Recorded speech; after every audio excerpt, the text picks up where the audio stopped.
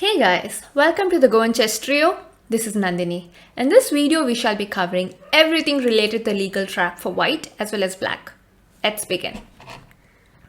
White starts off with e4, the king's pawn game. Black replies e5 and it continues knight f3, knight c6. And here white opts for the Italian game with bishop c4. Black plays a move d6, converting this to the Philidor defense. Now you got to note that if you want to win your game using the legal trap, you require your opponent to play the Philidor defense. Here you can simply continue developing your pieces with knight c3. And if your opponent plays a move bishop g4, pinning your f3 knight, you should be pretty happy about it because this is where the legal trap comes into consideration. So you can just play the move h3, immediately questioning the bishop. And if your opponent plays the move bishop h5, which is pretty natural to do so because he's just keeping the pin, who wouldn't love to do it? But this is a mistake because this is where you lay the trap. By playing the move knight into e5, ready to give up your queen. Now if black does capture your queen with bishop into d1, you have bishop into f7 check, king e7, knight d5, checkmate. So this is the legal trap, an 8-move checkmate. So it's not every day that your opponent's going to get checkmated in 8 moves. So let's go back and check out some variations. Now after the move bishop g4, many of y'all will be wondering, why did we play the move h3 and why couldn't we go knight into e5 directly? Wouldn't it still work? Well, it would work if black continues with bishop into d1 because you have bishop into f7, king e7 and knight d5 checkmate. Again, the legal trap. But this is where the twist is. Why will black capture bishop into d1 when he can simply capture knight into e5 and defend his g4 bishop and continue the game material up? So with knight into e5, black is having the advantage. Therefore, we had to play the move h3, asking the bishop to move behind. I mean, it's not his best choice, but if he does move behind, we have knight into e5. And now if black plays knight into e5, the bishop on h5 is no longer protected. So we can capture queen into h5. And if he captures our bishop here, it seems like black is up a piece. But we have the very nice queen b5, double attack.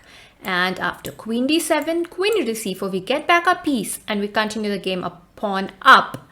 And we are decently up in development too. Now black has other options instead of bishop into d1. He would also play the move d into e5, for which we can simply continue queen into h5 and then again we are up a pawn. Now there's another interesting move to consider. It's a kind of a smart move of black. Black can also try playing the move queen g5, immediately supporting his h5 bishop, which is already attacking the queen on d1. And now the queen that's come into the game is attacking the e5 knight and the g2 pawn. So this is a triple attack. Can white save himself from all the 3 threats in one move? Yes, he can. He can simply play the move knight g4 and now again continue the game up a pawn. So now the question is, how should black save himself from the legal trap? We have already seen everything from white's perspective. Now let's have a look of what black should be doing. Now we already know the move bishop into d1 was a mistake, but even in the other variations, white is material up and white is better. So let's go back another move and have a look. After the move h3, bishop h5 was the big mistake.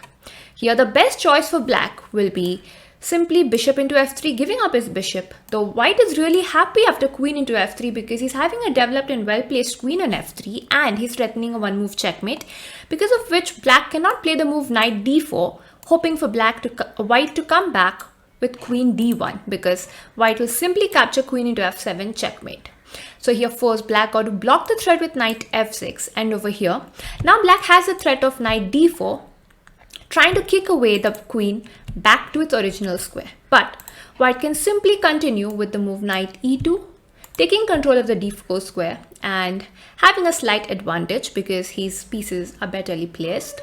His queen is already developed. And later on he can continue with c3, d3 and white slightly better. So instead of bishop into f3, he could also play something like bishop e6, but bishop into f3 is definitely the better choice. And let's go even further behind. the move bishop g4. It seems pretty natural because black is developing his piece and pinning the f3 knight, but the move bishop g4 is inaccurate. So if we go even further behind, we see that black, as the black player, if you don't really feel comfortable playing the move d6 and getting the Philidor defense, you don't have to. Instead, you can play the more common and the more active bishop c5 or knight f6 moves. If you are a beginner or you're not that very experienced as a player, I would suggest that you go for the bishop c5 or knight f6 lines. Do not opt for the Philidor defense because that is usually played by more experienced players. So I would like to put forward a little of theory over here. The Légal's mate is basically when the king gets checkmated using just the minor pieces. There's a player named Légal who first discovered this combination and therefore it bears his name. So if you do have any suggestions regarding our future videos, please do leave your comments in the comment section below. And if you did like this video, please hit a like and subscribe to our channel. And don't forget to hit the bell icon for regular updates. I'll see you in the next video. Bye.